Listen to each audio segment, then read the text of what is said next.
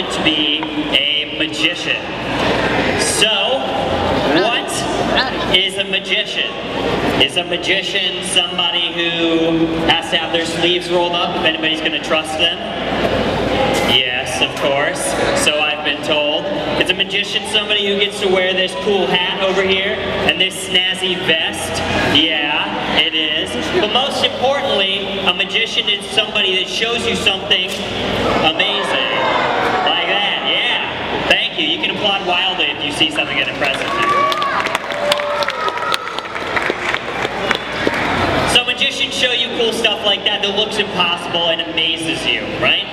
But there's something else going on in this building here that a lot of times seems so amazing that it's hard to describe.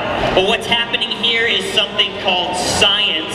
Anybody heard of science before? Oh, right. Yeah. So you're here, you know what science is. Science is the search for truth, finding out answers to questions.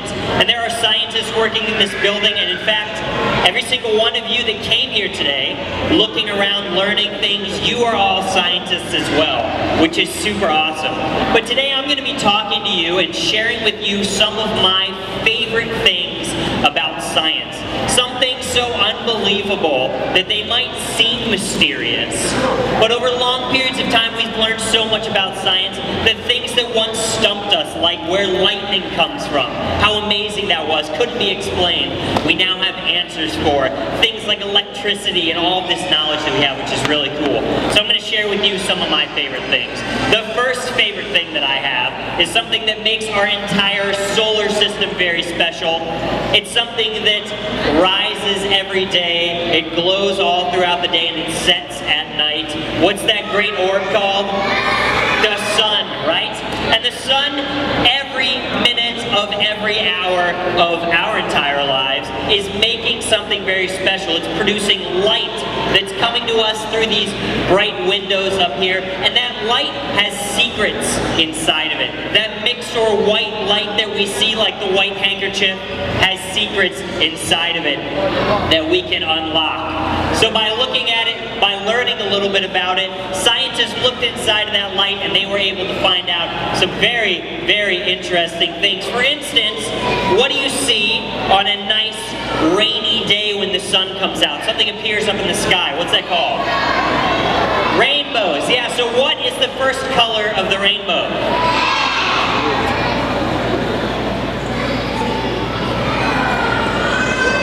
Red. What's the second color of the rainbow? Orange. Did I hear orange? Orange is correct. What's the next color? Yellow, absolutely. See, we got some budding scientists here. What comes after yellow? Green, excellent. What comes after green? Blue, and then what comes after blue? Ah, purple. Purple happens to be a mixture of red and blue. The last two remaining colors of our rainbow are called indigo and violet. I heard it out there. And those are the colors of our rainbow hidden inside of our white light. Thank you very much. So, we have all of these colors. This light is making its journey all the way to the earth, and it moves at, guess what, the speed of light, fastest thing that we know, and it still takes about 8 minutes for that light to reach us, for all these beautiful colors to get there, which is pretty cool. But the sun is doing something else very special for us. It's making heat, and that heat can change things in our world. For instance, on Earth we have solids, we have liquids, and we have gases, and depending on how much heat they get, they can change, which is pretty amazing. So for instance, if you take a gas and you cool it down, it might become a liquid. But if you take a liquid and you cool it down, like for instance water, maybe you put it in your freezer, what happens to it? A solid icicle, just like this one right here. But what happens if you add heat back to that icicle? You warm that ice up, what happens? It melts away back to water. Thank you. So things are changing all the time thanks to our sun. But something of my favorite things that's happening during winter time, something very special. You got to see my first trick a moment ago where I made all the snow appear. I'll take credit for that today. But we're going to see if we can make some really cool snowflakes today. But the first thing we need is that heat, lifting that water up, evaporating into little particles, and it goes up in the sky and becomes those big white fluffy things. What are those called? Clouds. Excellent. So I have the magic cloud bag here and some magic cloud paper, and I need a couple of volunteers. Raise your hand if you'd like to come up and help volunteer. I'm going to have you come up for me. You, sweetie, do you want to come up? And then you, can you come up and join me? All right, so give them a round of applause while they make their way up here. You can stand right across here. Thank you very much. So I have the magic cloud bag here. It's completely empty. I want you to reach all the way down through and make sure that the bag is empty. There you go. Excellent job. Empty cloud bag, and reach down through. Empty cloud bag. Do you want to reach through too?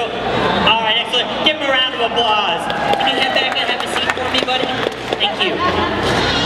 So what we're going to do is zip up the cloud bag, and I'm going to have you three help me out. I want you to take the magic cloud paper, and I want you to tear it into little tiny pieces. These are going to be our little water droplets that will make our cloud. So rip it up into little tiny pieces, just like this. Tear it up. Tear, tear, tear. Yeah, you can make a big mess right here. I get to clean it up, so don't worry about it. Just tear it up into little tiny pieces, just like that. And then once you have some pieces, I'd like you to add your pieces to the magic cloud bag here. So you can add some pieces in there. You can pick some up off the ground, but add in some pieces. Excellent job. Perfect. Throw some in there for me. Oh, excellent job. All right. And we'll add just a couple more. Perfect. That's great. So what we're going to do now is create those gusts of cold air that freeze those cloud particles and end up becoming our snowflakes. So everybody, I want you to make some gusts up here, and I want you three to whoosh and gust over our bag. Use some magic over our bag. Everybody whoosh, and hopefully we might be able to make something amazing happen. Ready? Reach into the magic cloud bag, and we get a snowflake. One snowflake for you. Maybe another snowflake for you. And last but not least, one last snowflake for you, buddy. Give these three a big round of applause for helping me out. Thank you so much. You can head on back down to your seats for me. Excellent job. And of course, after a snowfall, our magic cloud bag is once again empty. But nature doesn't need cloud bags to make snow. They just need those little droplets like we talked about before. These little tiny things all scattered across the stage here. And once there's enough of those freezing particles up in those clouds, they can end up creating quite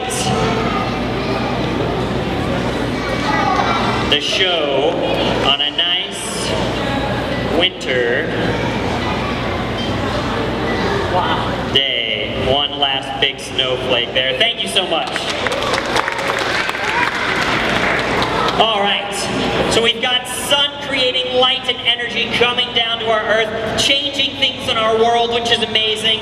But one of the last most important pieces of the puzzle is what that light and that energy can do for all of us. Everything that's alive, all of these lush green things around you, what are these called?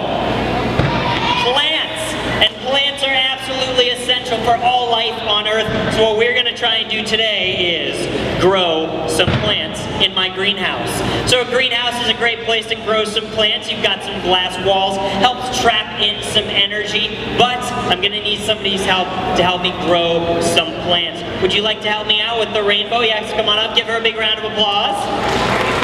So I'd like you to stand right here for me and hold on to the magic tarp. Show everybody the front, show them the back of the tarp, and then show them the front again. Then raise one hand in the air and take a bow, just like that. Give her a big round of applause. Thank you so much. So, what is your name? Emma. Emma, do you know what plants need to grow? They need water, absolutely correct. What else do they need? Sunlight, excellent. What else do they need? Air, yeah, and they need soil around them, giving them nutrients as well. So we're going to think about those three things, and we're going to get some help from my little friend, Mr. Lepidoptera here, who needs some plants so that he can eat them.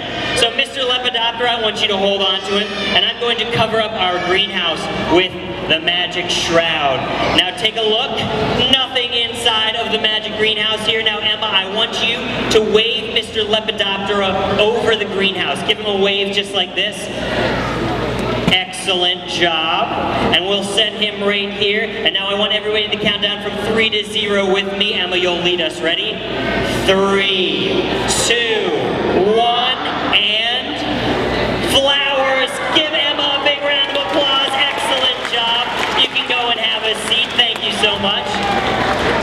So greenhouses are a great place to grow flowers, but of course, again, nature doesn't need greenhouses. They can pull straight out of the ground right there. Yes, applaud wildly for the flowers, yes. So this is where Mr. Lepidoptera gets to shine, because in one of the most amazing things that I've ever heard of in my entire life, let alone the natural world, Mr. Lepidoptera gets to conclude our show here with something very special. Mr. Lepidoptera comes over and eats all of these plants, gets really big and fat, and then I'll cover up his little ears here. Sometimes things might even eat him and other animals eating those flowers, and that creates our circle of energy, passing around that energy that came all the way from the sun, took a very long time to get to our earth, grew some flowers, and Mr. Lepidoptera, our caterpillar assistant, undergoes one final magic change. What does Mr. Lepidoptera become when he gets big? A butterfly. And though it seems like magic, it is not. This scientific principle is called metamorphosis, which is going to be our science word for the day. So Mr. Lepidoptera gets big and fat, makes a chrysalis around himself, and then after some time passes, undergoes this metamorphosis. All this light coming from our sun, traveling all the way, building our plants, giving him food, and he gets to undergo that metamorphosis. So say that with me. 1, 2, 3, metamorphosis. And we see a beautiful, amazing change, light from our sun coming all the way to our earth, making beautiful rainbows, making some plants for Mr. Lepidoptera, and becoming a beautiful butterfly. There it is. Thank you all so much. My name is Kyle Foster. I'm going to hang out here if you want to come up and say hi, but otherwise, thank you so much for joining me for the Science Magic Show, and have a great rest of your day at the Academy. Thanks so much.